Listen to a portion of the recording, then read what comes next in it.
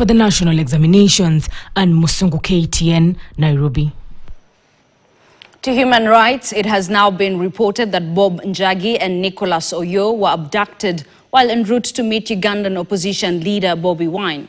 According to their ally, Kofi Atinda, who spoke to KTN's Vera Mora, he witnessed the broad daylight abduction before he escaped. Meanwhile, the family of Nicholas Oyoo has held a prayer service and is now seeking the government to intervene and bring their loved ones Njagi and Oyoo back home.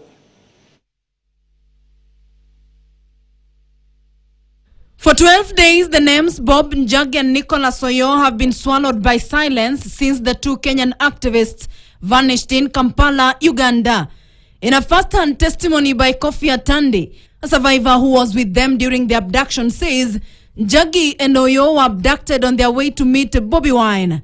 Atinda says they left for Uganda on September 29th and crossed the border into Uganda without any incident, passing through migration smoothly. They spent 2 days in Jinja before receiving an invitation to attend a private meeting with Ugandan opposition leader Bobi Wine. However, just before the scheduled meeting, Njagi and Oyoo were abducted.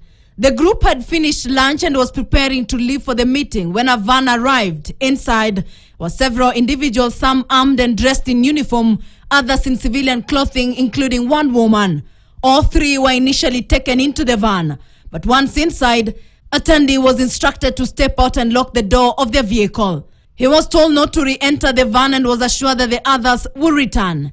The van then departed, leaving him behind, disoriented and unsure of where to go or whom to report to. Atinda has since returned to the country, but still remains in hiding for fear of his safety.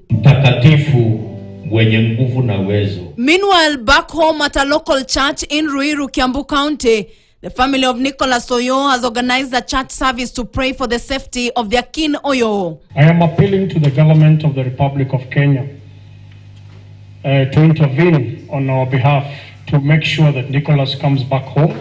I am appealing to the government of the Republic of Uganda to release these two. We will not relent until we get justice. We will not relent until these comrades are released. We are here to pray, to proclaim, to declare that no weapon formed against the truth shall prosper, that no darkness can extinguish the light of our people awakened. Inside the church, Oyoo's mother sat quietly, her face etched with grief. She speaks of sleepless nights and prayers unanswered. Since her son's disappearance, she has been left in the dark. Despite repeated plea to the government for answers, none have come. He takes care of me. When I want medication, he's the one who always go to town to buy my medications. So it's not easy.